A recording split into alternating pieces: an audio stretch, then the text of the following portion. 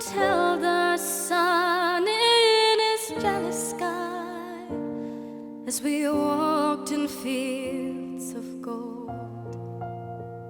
So she took her love for to gaze a while upon the fields of barley. In his arms she fell as her hair came down among the fields of gold.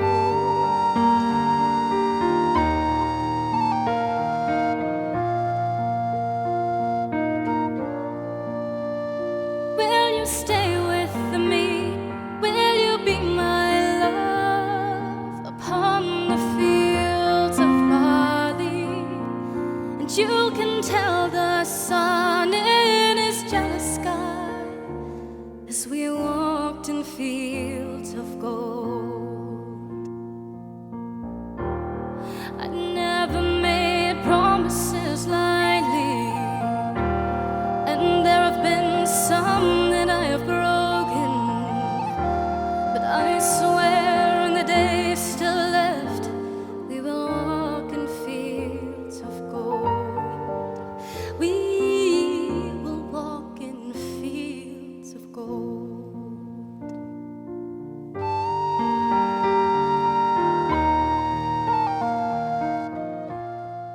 Oh, what a beautiful day this is, and difficult circumstances these are to be celebrating the end of someone's life, but all things considered, it is beautiful to be here standing in the glorious sunshine, your family able to be together at least, to say goodbye to somebody that meant so much, I know, to so many of you here, all of you here, and so many others as well. John was a very beloved and treasured person, and you are blessed indeed to have him as a cornerstone of your family. We also gather to thank God for the gift of his life, for all the blessings that God bestowed upon John, and that he in turn bestowed upon so many other people in his life. And of course we gather to pray for him as well as he makes that final journey back into the arms of his loving Creator. So I'm sure you have these and so many other thoughts in your minds and hearts. I speak, I think.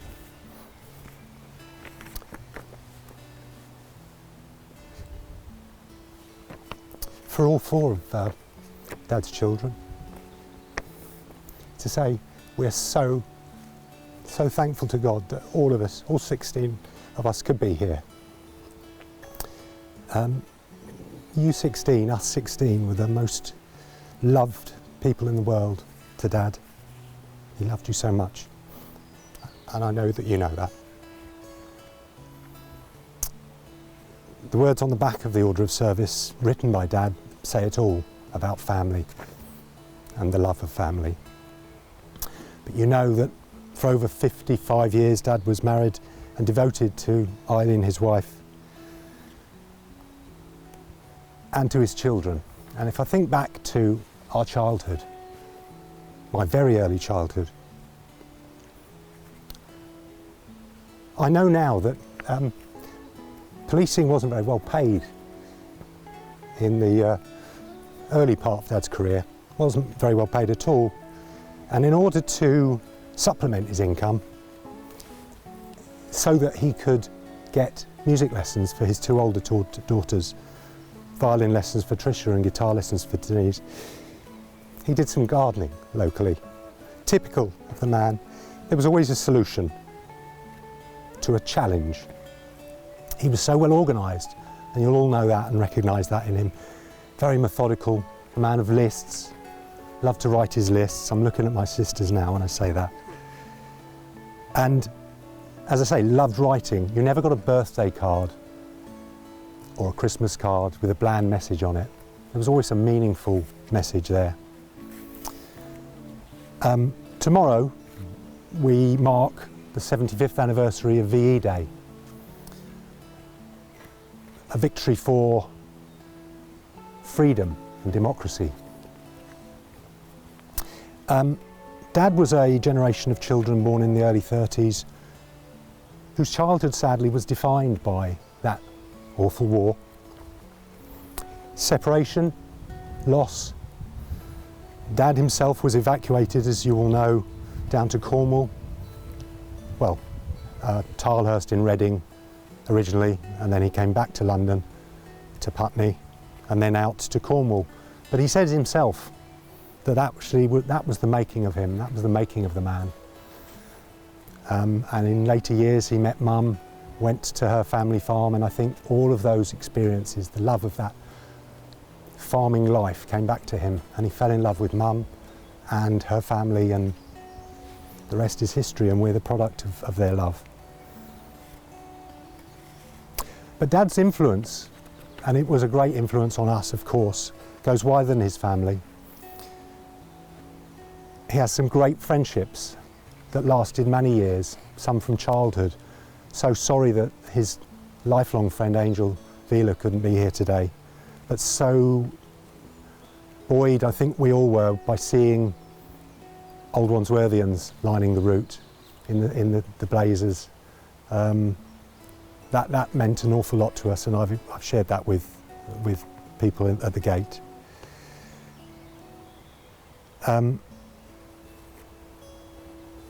Dad was utterly unimpressed with material possessions.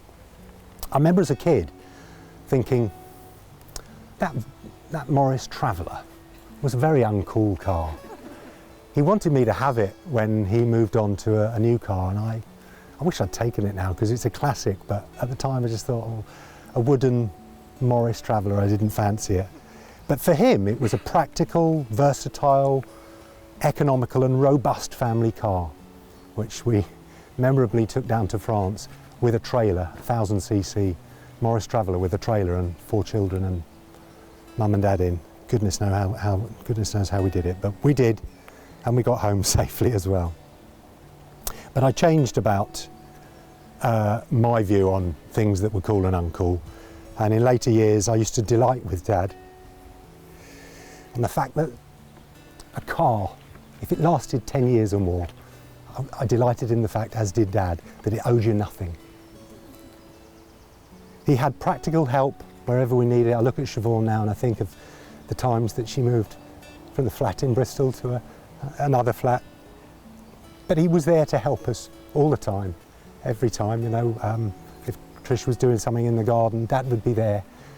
I was just recounting with Nikki this morning about hulking great ton bags of garden refuse down the side of our house. Dad loved a bit of manual labour, and he loved a dump trip as well with the garden refuse.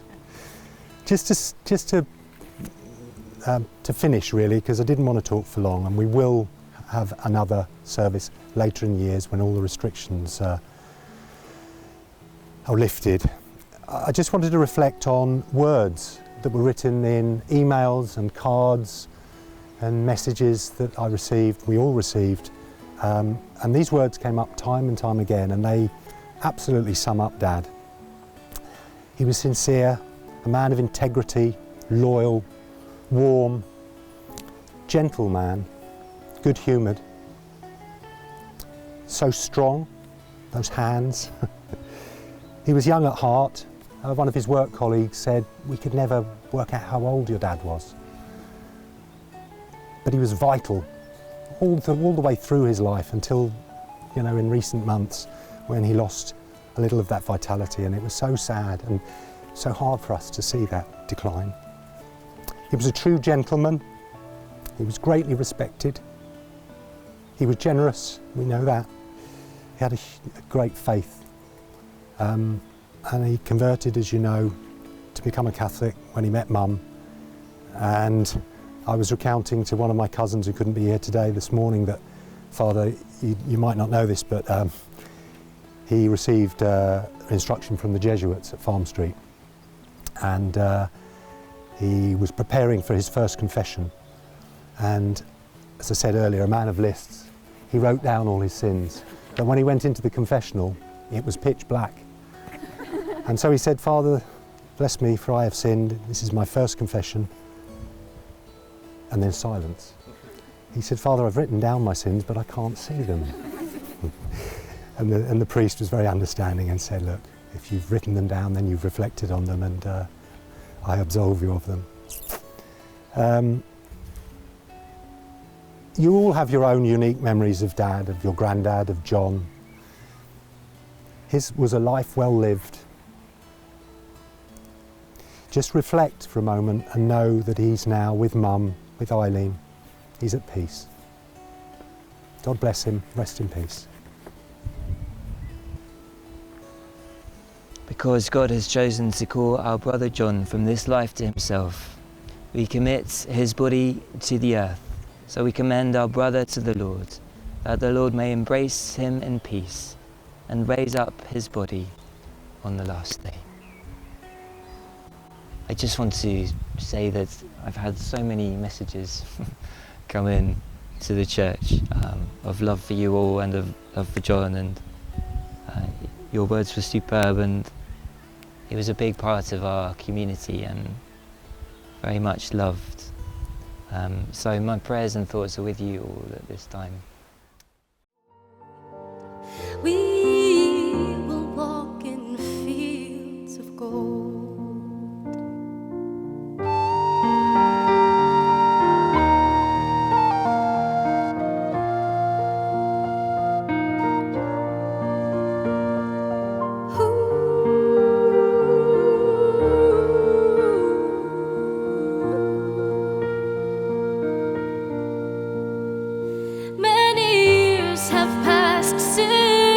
Summer days upon the fields of barley, see the children run as the sun goes down among the fields of gold.